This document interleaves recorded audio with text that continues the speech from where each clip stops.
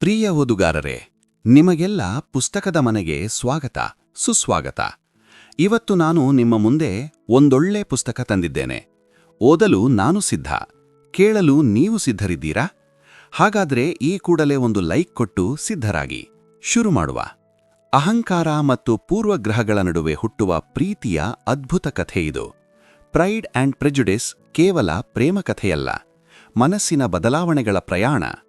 ಮೊದಲ ಅಭಿಪ್ರಾಯಗಳು ಹೇಗೆ ತಪ್ಪಾಗಬಹುದು ಮತ್ತು ನಿಜವಾದ ಭಾವನೆಗಳು ಹೇಗೆ ಬೆಳೆಯುತ್ತವೆ ಎಂಬುದನ್ನು ಇದು ಹೇಳುತ್ತದೆ. ದ್ವೇಷದಿಂದ ಆರಂಭವಾದ ಸಂಬಂಧ, ಅರಿವಿನಿಂದ ಪ್ರೀತಿಗೆ ತಿರುಗುವ ಕ್ಷಣಗಳು ಈ ಕಥೆಯ ಪ್ರಮುಖ ಬಿಂದು. ಪುಸ್ತಕದಲ್ಲಿ ಈ ಅದ್ಭುತ ಕಥೆಯ ಸಾರಾಂಶವನ್ನು ಸುಲಭವಾಗಿ ತಿಳಿದುಕೊಳ್ಳೋಣ. ಆದ್ದರಿಂದ ಕೊನೆವರೆಗೂ ಈ ಆಡಿಯೋವನ್ನು ಕೇಳಲು ಮರೆಯಬೇಡಿ. ಪ್ರೈಡ್ ಆ್ಯಂಡ್ ಪ್ರೆಜುಡಿಸ್ ಎಂಬ ಕಾದಂಬರಿಯನ್ನು ಜೇನ್ ಆಸ್ಟಿನ್ 1813ರಲ್ಲಿ ರಚಿಸಿದರು. ಇದು ಇಂಗ್ಲಿಷ್ ಸಾಹಿತ್ಯದಲ್ಲಿ ಅತ್ಯಂತ ಪ್ರಸಿದ್ಧವಾದ ಪ್ರೇಮ ಕಥೆಗಳಲ್ಲಿ ಒಂದಾಗಿದ್ದು, ಸಮಾಜದ ಮೌಲ್ಯಗಳು, ಅಹಂಕಾರ, ಪೂರ್ವಗ್ರಹ ಮತ್ತು ಮಾನವ ಸಂಬಂಧಗಳ ಸಂಕೀರ್ಣತೆಯನ್ನು ಸೂಕ್ಷ್ಮವಾಗಿ ಚಿತ್ರಿಸುತ್ತದೆ. ಈ ಕಥೆಯ ಕೇಂದ್ರ ಪಾತ್ರ ಎಲಿಜಬೆತ್ ಬೆನೆಟ್ ಆಗಿದ್ದು, ಅವಳು ಬುದ್ಧಿವಂತಳು, ಸ್ವತಂತ್ರ ಚಿಂತನೆ ಹೊಂದಿದ ಯುವತಿ. ಅವಳ ಕುಟುಂಬದಲ್ಲಿ 5 ಹೆಣ್ಣು ಮಕ್ಕಳಿದ್ದಾರೆ ಮತ್ತು ಅವರ ತಾಯಿ ಅವರಿಗೆ ಉತ್ತಮ ವಿವಾಹಗಳಿಗಾಗಿ ಕಾಳಜಿ ವಹಿಸುತ್ತಾಳೆ. ಆ ಕಾಲದಲ್ಲಿ ಮಹಿಳೆಯರಿಗೆ ಆರ್ಥಿಕ ಸುರಕ್ಷತೆಗಾಗಿ ಮದುವೆ ಬಹಳ ಮುಖ್ಯವಾಗಿತ್ತು ಎಂಬುದು ಈ ಕಾದಂಬರಿಯ ಪ್ರಮುಖ ಸಾಮಾಜಿಕ ಹಿನ್ನೆಲೆ. ಕಥೆಯಲ್ಲಿ ಮತ್ತೊಂದು ಪ್ರಮುಖ ಪಾತ್ರ ಮಿಸ್ಟರ್ ಡಾರ್ಸಿ. ಅವನು ಶ್ರೀಮಂತನು, ಆದರೆ ಆರಂಭದಲ್ಲಿ ಅಹಂಕಾರಿಯಂತೆ ಕಾಣುತ್ತಾನೆ. ಮೊದಲ ಭೇಟಿ ವೇಳೆ ಡಾರ್ಸಿಯ ವರ್ತನೆ ಎಲಿಜಬೆತ್ಗೆ ಅಸಹ್ಯವಾಗುತ್ತದೆ ಮತ್ತು ಅವಳು ಅವನ ಬಗ್ಗೆ ಪೂರ್ವಗ್ರಹ ಬೆಳೆಸಿಕೊಳ್ಳುತ್ತಾಳೆ.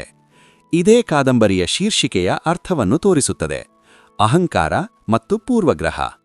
ಕಥೆ ಮುಂದುವರಿದಂತೆ ಎಲಿಜಬೆತ್ ಮತ್ತು ಡಾರ್ಸಿಯ ನಡುವಿನ ಸಂಬಂಧ ನಿಧಾನವಾಗಿ ಬದಲಾಗುತ್ತದೆ.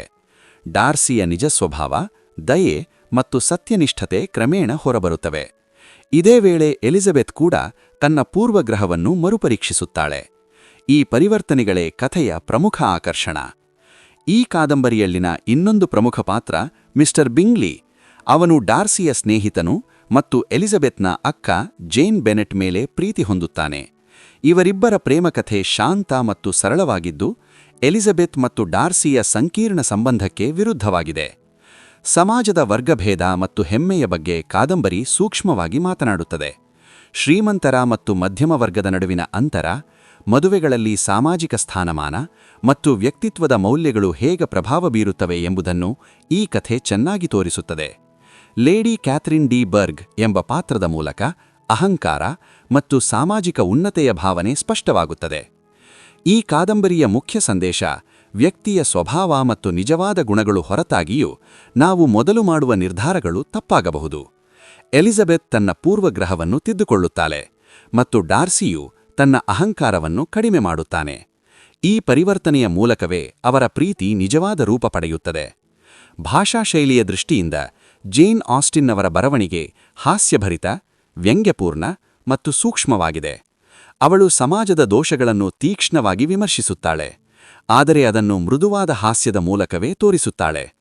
ಇದರ ಫಲವಾಗಿ ಈ ಕಾದಂಬರಿ ಓದಲು ಸುಲಭವಾಗಿದ್ದು ಅರ್ಥಪೂರ್ಣವಾಗಿಯೂ ಇರುತ್ತದೆ.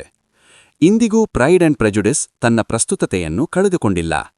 ಪ್ರೀತಿ, ಗೌರವ ಮತ್ತು ಪರಸ್ಪರ ಅರ್ಥೈಸಿಕೊಳ್ಳುವಿಕೆಯ ಮಹತ್ವವನ್ನು ಇದು ಸ್ಪಷ್ಟವಾಗಿ ಹೇಳುತ್ತದೆ.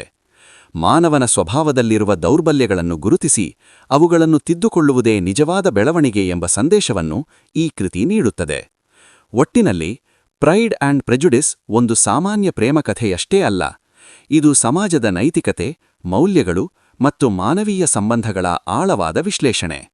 ಇದರಲ್ಲಿರುವ ಪಾತ್ರಗಳು ಜೀವಂತವಾಗಿದ್ದು, ಅವರ ಭಾವನೆಗಳು ಮತ್ತು ಅನುಭವಗಳು ಓದುಗರ ಮನಸ್ಸಿಗೆ ಹತ್ತಿರವಾಗುತ್ತವೆ.